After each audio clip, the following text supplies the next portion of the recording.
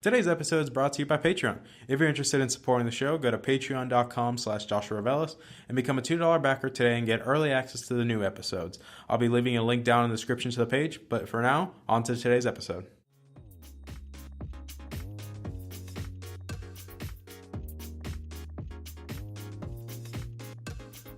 You're listening to the Augmented Experience podcast. My name is Joshua Revelis. I'm a student, musician, and a gamer at heart. Join me as I sit down with fellow enthusiasts to talk about what's going on in the technology, business, and gaming world. I hope you guys enjoy.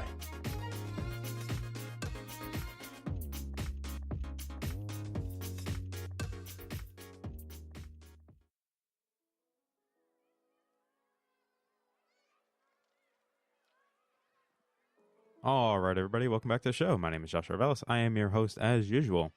And obviously, you guys probably won't tell, but I'm actually using the new recorder today in today's episode. So we're trying out the new Zoom H4n Pro that I just got. I love this thing so far with how I've messed around with it.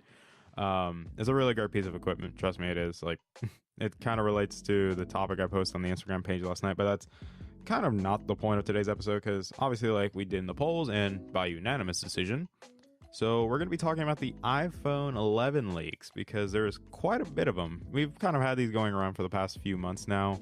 And so far, it does concern me a little bit on where Apple might go with the design language of the next iPhone because a lot of the sources that have posted leaks about the new iPhone are very credible sources. They've been right about iPhone leaks for many years now, and they're really spot on.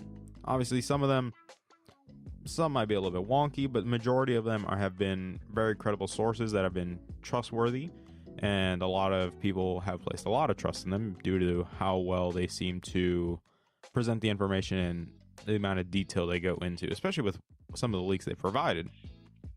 So, going into some of the leaks, because like I said, that's kind of what we're here for.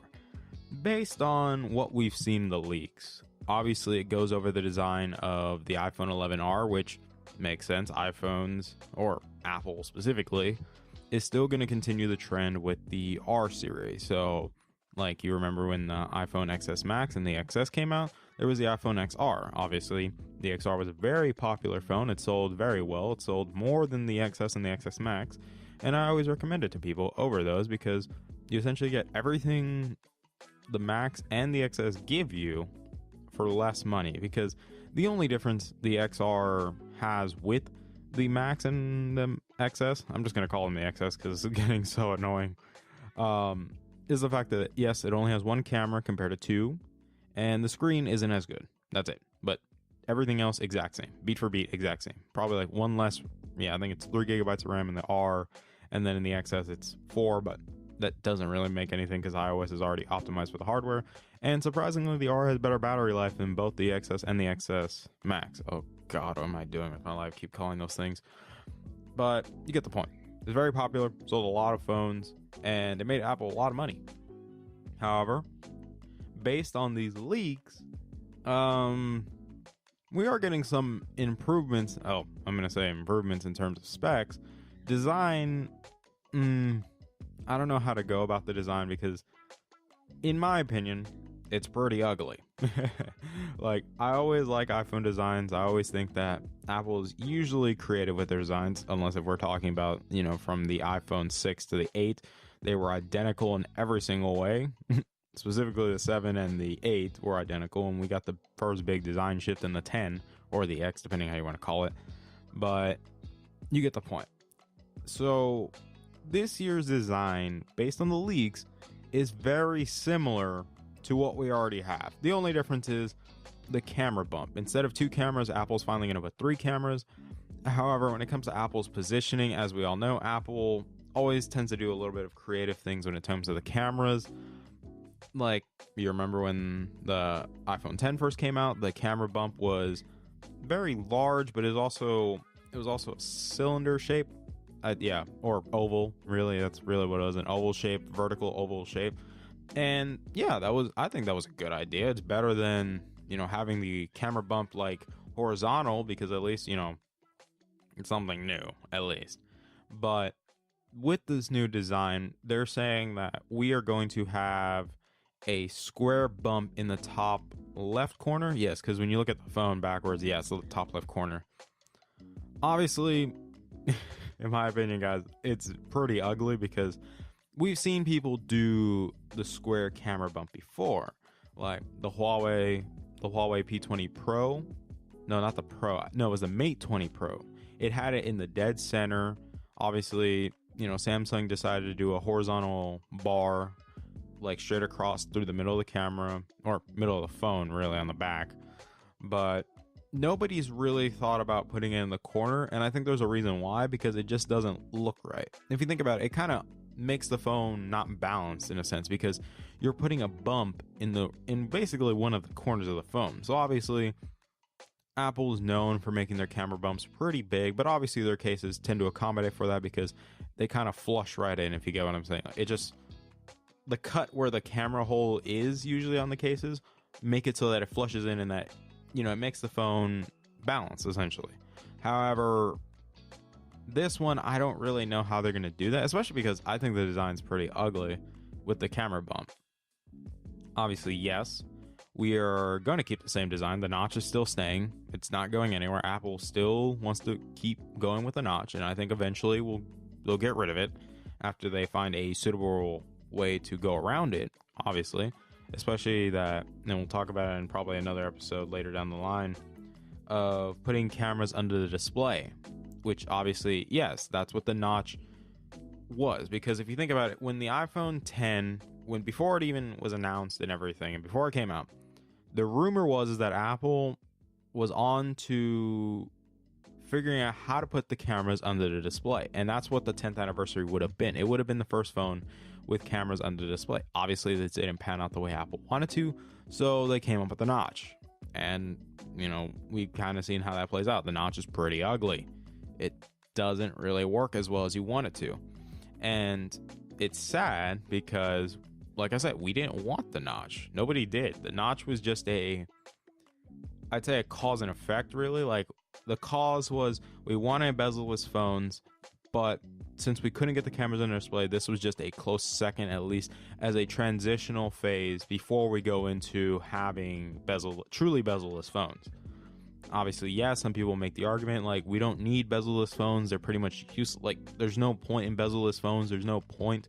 And I agree. I think that the whole movement towards bezel-less phones is kind of dumb. I think that we should reduce the bezels as much as we can without compromising the phone. But if we can figure out how to do, bezels or specifically cameras under display, and they work really well, like in the way that they're supposed to, then yeah, I think that, we go into a good direction.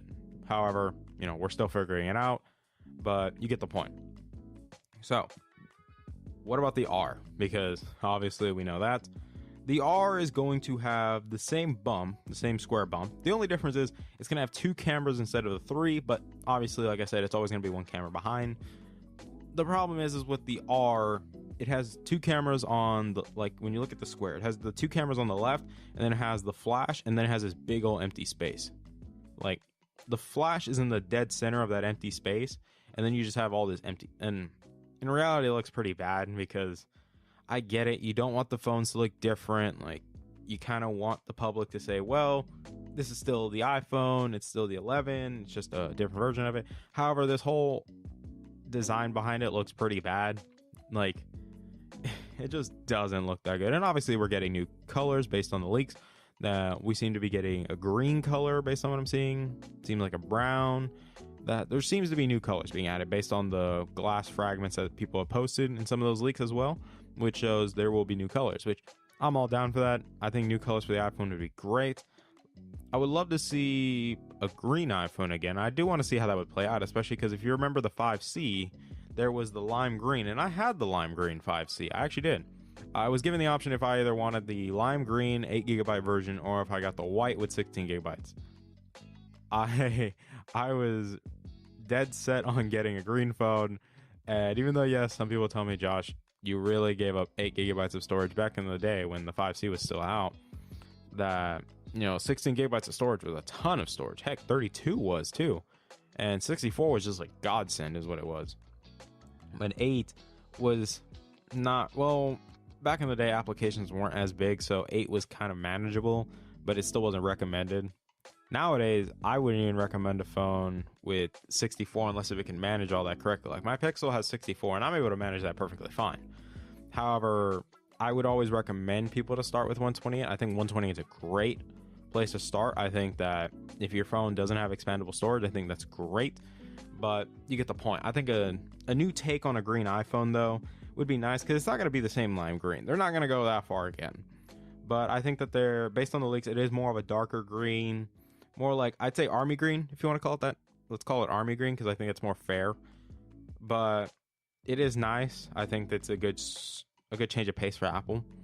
However, I think this kind of goes into the whole thing with my opinion regarding, it's not even the leak. I think it's just the whole idea behind new iPhones this year. It's another S upgrade. That's all it is, because the only thing we're really getting is, obviously, yes, improved cameras and another camera added, but all we're really getting is just a spec bump. But the phones look, I'd say, almost identical. The only difference is the camera, and that's pretty much it, and the specs inside.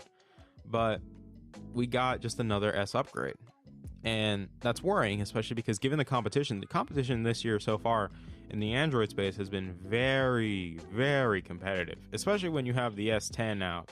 The S10 alone is a monster due to the fact that how much it presents. Like, we're not even gonna start with this. Like, this thing is an absolute beast. Like, we're not even gonna start there, guys. Like, the S10, in my opinion, is still gonna be the best phone of the year. Like, obviously, when we get the Note 10, we're gonna see how that plays out. But yeah, I think overall the Note, no, not the Note 10, but the S10 is overall the phone to beat so far, because it is a very good phone. Very good phone.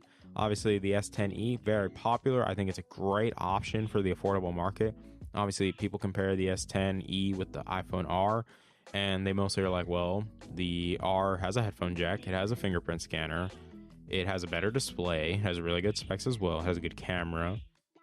So I think it'll be interesting in my opinion. But yeah, it's like I said, the fact that we go into this, I'd say, realm of going back to the S upgrade. It's going back to the realm of the S upgrade that's kind of dangerous, because we already know the smartphone market is declining. We know that we've already hit a plateau and that the sales are going down, clearly. Like, I don't think anybody can really argue this. Like, you'd be kind of a madman to argue it. But the fact that Apple is still going in this direction of promoting an S upgrade is not a good move, because like we said, Apple is hurting with the sales. Obviously, yes, it still doesn't matter because iPhones still make a ton of money and they still make the majority of Apple's revenue for the year. Clearly, they do. If you think about it, if you look at the percentage chart, the iPhone takes up the majority. And then you have like the iPads, the iMacs, the MacBooks, and then obviously all their services. But the fact that Apple is transitioning to new services is kind of the good idea, because like I said, Apple already has all the hardware. Their hardware can last for years. Like, they support these freaking things for 5 years. Like, there's even rumors that the 5C could end up getting iOS 13. That is almost a 6-year-old. Well, I think it's the SE, but you still get the point. This is a close to 5-year phone that's getting iOS 13. So Apple doesn't really need to make new hardware. Yes, they can still make little upgrades for other things that haven't gotten big updates. Like, you know, the Mac Pro clearly is one of them. The iPod Touch has got one today. Like, actually, well, the day you're listening to this episode is going to be the day before, on Tuesday, but you still get the point. They just updated the iPod Touch. I don't know why, but who cares? They did it. And obviously, yeah, the iPads got updates. Like, you know, the iPad Pro got one in 2018. Like, we recently got the Mini 5 and the Air 3. Those got updates, and those are great. But the iPhone doesn't really, we don't need a new iPhone every year at this point. The iPhones, the chips alone are already years ahead of the competition, if we're being honest, guys. Like, I love Android, but I'll be dead honest with you. Yeah, the chips inside of the iPhones are way ahead. Like, the A12 is a monster. The A11 was a monster. Like, we are well ahead of not needing a new iPhone. And I think the fact that Apple wants to go in this direction with the iPhone, that they just want to make an S update before they make a big one, I think you're just going to burn people out, and sales will continue to decline, because that's just what's going to happen across the board. Sales are going to decline. Heck, even the S10, Samsung's still going to lose sales in comparison to years before, because people just aren't buying phones at the rate they were before. They're not changing phones every single year. Like, some people still will, but not the majority anymore. It's going downhill, and we're seeing it. The numbers don't lie, guys. And I think that's something we have to keep in mind. Like, I think with these designs, people are still going to buy them. Let's be real. People will. It's kind of the joke with people that love iOS, is they'll buy anything Apple sells them. They're cheap. That's what the joke is. Like, obviously, I rolled back my opinion a little bit on Apple, on being so harsh, but I'm still going to be critical, because that's the whole point, is that you're still supposed to examine things, especially in the tech space, very critically, and you have to really think about it. Like, does this do what I need it to do? And if not, okay, what can I get that can do the job? And that's kind of the whole thing with tech is, you have the people that are just going to look at things and just be like, well, this looks nice. I'm familiar with this brand, so I'm always going to buy everything from this brand. And then you're going to have the people that are like, well, I want to experiment a little bit. I want to have the best of both worlds, and I want to see what both sides offer. And that's kind of the same thing I tell people with, with buying decisions, is I'd rather have an Android phone, and if I had the opportunity, I'd also have an iPhone too. But obviously in my case, like, I have my Android phone and I have my iPad Pro. But obviously, yeah, I use Windows because I can't see myself using macOS. And some people are like, well, macOS is more stable. Well, yeah, but I can't game on macOS as the way I can on Windows. And yes, Windows is inconsistent. Let's be honest, it is sometimes. But it's still preferred by many people. Obviously, yes, for content creators, I would always recommend macOS no matter what, because it's more stable. A lot of the software on there is clearly better to handle. It's not as buggy as a lot of the Adobe suite, but the Adobe suite is still really nice to have. But a lot of people love Final Cut Pro, and they love everything inside of it. And it's kind of the same thing. Is I like the new Apple. I'd say I don't like the designs for the new iPhone. I still agree that, they're always, I know it's going to sound contradictory, but I feel like the iPhone always needs to be in the market. But I think we need to get to the point that they shouldn't make a new iPhone every year. I think that's what Apple needs to start doing, because the day Apple starts doing that, I think a lot of people would be worried, because they're like, well, Apple's probably going to die at that point. But not really. I think it's just a good shift for them, because focusing on the services is a lot more important than putting out new phones, in my opinion. If you put out services to the products that are already in people's hands, you're going to get more money anyways. Like, you statistically will get more money out of, let's say this, a 12-month period. A person buys an iPhone, and then the iPhone, say it costs them $1,000. Let's say that. And Apple has to choose, do they want the long-term game or the short-term? Because the short-term game is you get $1,000 from the person that just bought the iPhone, or the long-term is that you have services in place that this person can buy, and they buy them all, and they're being charged this amount every month. If you think about it, that actually will add up to more than what the iPhone probably cost that person, because they'll make more money off that person in the long run and not the short term. And I think that's what Apple needs to start realizing, is you already have hardware that's in place that can last for years, and it will still run perfectly fine because they optimize it in theory. But when you put services on them and you can get people to pay for those services, you're going to get something really nice. But you get my point. I think that the transition to services is overall the best course of action for Apple. Like I said, the new iPhones, they're always going to be good. I know that iPhones always turn out to be good phones. That's just how they are. Apple always delivers when it comes to being the best phone, or at least having the best phones with the best video cameras on them, clearly, because if you look at a lot of people that do videos, they always like using an iPhone, because iPhone cameras for some reason are really good at video stabilization, and I'd say the crispness in the video and the detail it has compared to Android. Obviously, yes, in camera quality, I think Android is already past Apple at this point, but Apple still makes good cameras, like to take good pictures. But I think it's in the videos where they excel the most. Obviously, yes, iOS is always going to be the way it is, always a closed garden, but very stable garden, even though Android has come a long way in making it a good option against iOS, I think, because obviously, yes, customization, the security is getting better, and there's just a lot of things that Android is doing well that iOS should catch up to eventually. Like iOS 13 is going to introduce a dark mode. I think they should have had that to begin with, but you get the point. But I think overall with these new iPhone leaks, like I said, in my opinion, well, not even my opinion, it's just a fact that yes, it's just an S upgrade. That's all we're really getting is new specs, like updated cameras, and that's pretty much it. There's nothing else different. Like, we're not getting rid of the notch. We won't. Let's be honest. They're not getting rid of it. I wouldn't say until 2020 or 2021 at least is when they'll consider getting rid of it. But there's not really much I can say about this. I do think the phones look pretty ugly, in my opinion. I think that square bump, especially because a lot of the leaks had like actual design plans of the phone, and even like somebody actually got a picture of one of the inside platings or the mold for it, and it showed the square bump, and people were like, crap, it's probably gonna happen. And it looks pretty bad. A lot of people think it's ugly. Like, some people don't like it. I don't like it. I think if you're gonna do a square camera bump, it should be in the middle, because then it's symmetrical, and then at least it's perfectly balanced at least. But that's really all I got for you guys. I think in this episode, yeah, normal episode as usual. And obviously, yes, we'll also have an episode on Friday. But next week's episode is going to be really good. I'm telling you that right now because we will be recording it on Friday.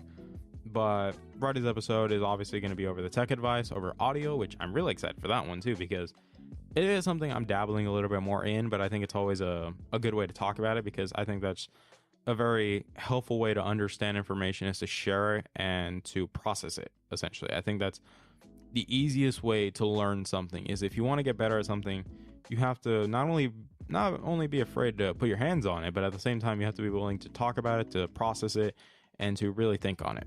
And I think the tech advice on audio is going to be a great episode. So I hope you guys come back and listen to the episode on Friday, but also listen to this episode too, because I don't see why you guys wouldn't. You guys seem to like this stuff, especially, if you look at the views and everything, it's going really well. And you guys are loving this stuff. So I thank you guys so much for listening to my show. I hope you guys have a wonderful week. I'll see you guys on Friday. I love you guys to death. Take care of yourselves, guys. Bye.